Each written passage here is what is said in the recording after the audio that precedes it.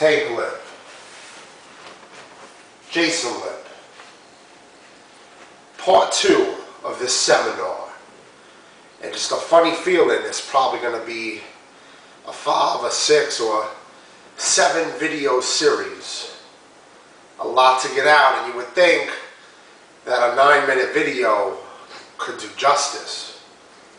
But this shit complicated. You know, it's been going on for a long time, the illness. You know, we calling it mental illness. Starting to wonder if something more is going on. See, the paranoia that something more was going on was why they was calling it mental illness. But what if it is really actually something there in the first place? You know what I'm saying? So I spent all this time searching, you know, paranoid. Because, you know, it's just dying in vain if you don't get an answer to your questions. And I had questions early on. Like so many layers of questions. And you know, the illness goes in vain. So, you know, if you don't speak about it, it's therapeutic on one layer of this, but also, you know, I feel vindicated to put this out. Because this is like my revenge. Like, eventually, I'm going to die, right? But you contribute something if you can make some sense into it and possibly teach some lessons that wasn't there before for the lessons you went through. And so I'm going to continue, as usual. I'll replay the first video I made, and probably a good 2 minutes got cut off. I thought it was recording, and some of that's going to get lost, you know. I'm not perfect. I can't remember exactly everything I said on the end of that video that didn't get recorded. So since I did watch the first part of this seminar, that first video, I seen it chops off at the point of talking about the paranoia. So I'm going to pick up from that point.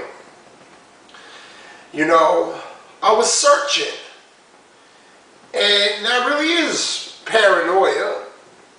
You know, when you're searching for something that isn't even there. Like, you think it's around, you're around trying to look to see what it is, and it's not there. You're paranoid. You're searching for something that doesn't exist in some realm that you is.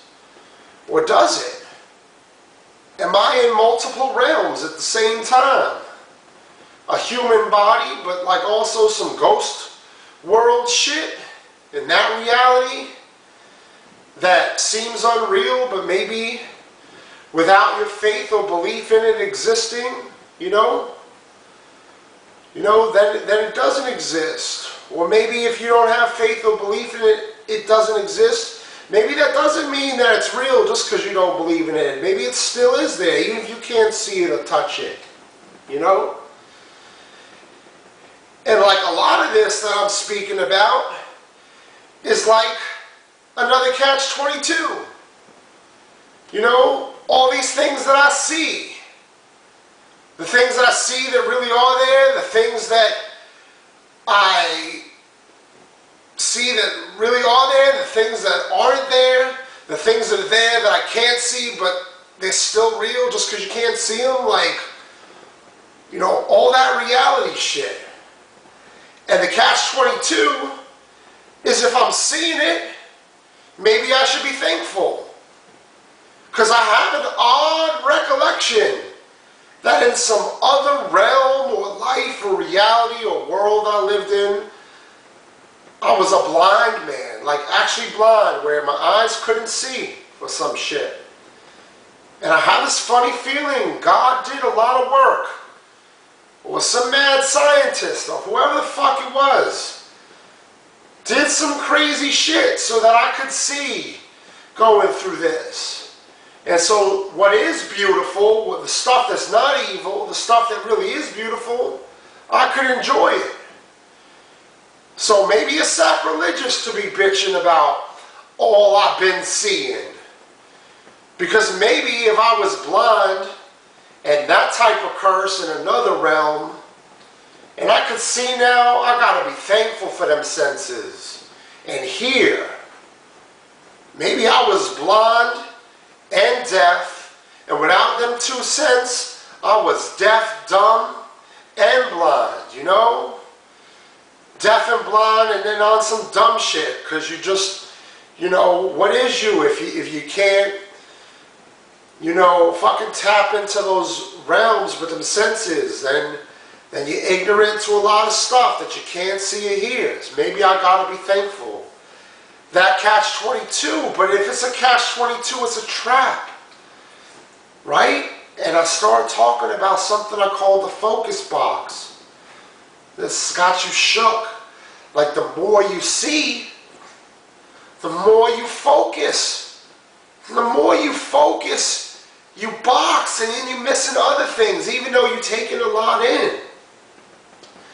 And I'm going to show you some shit, like these 5 to 7 videos that I think this is going to end up being. There's a punchline in that last video. There's going to be a punchline. Like, I'm going to show you some shit. And like all this that you might be saying, you're just crazy, Tank. You a waste of space. Like, you just on some space shit. You got issues. You got problems. Like, there's a point. There's going to be a punchline to all this rambling, you know? And so, like, an important part about all this, like something I wish I had learned long ago. I learned it, you know, on some operant conditioning or some Pavlov conditioning shit. I learned it the hard way, that you got the best thing you could do for yourself through the craziness is to stay calm. You know, calm, cool, and collected.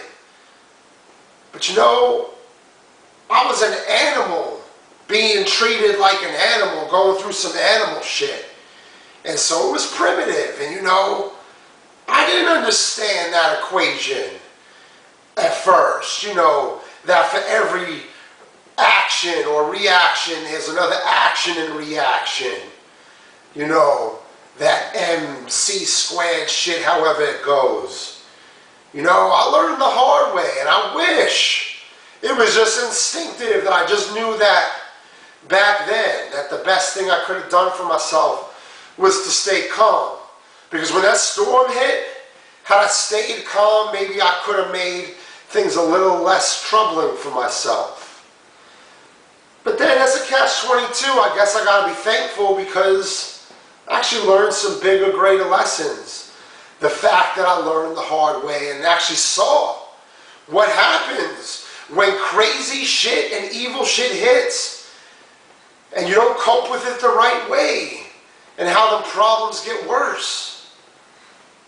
I don't know if there's a solution, but there's a solution to some of it. And you know, part of what I was trying to do in the first video of this seminar was stay calm, because I'm about to kick some even crazier shit than it already seems to you. I know it just seems like some crazy man talking some crazy shit.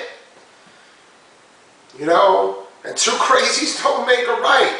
Crazy man talking crazy shit. How can it be anything other than crazy? And that's the trick. That might be the escape out the box.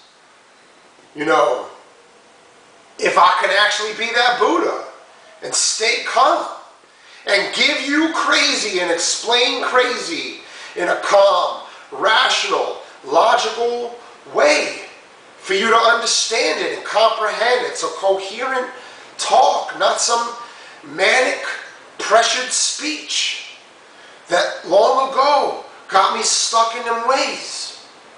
You know what I'm saying?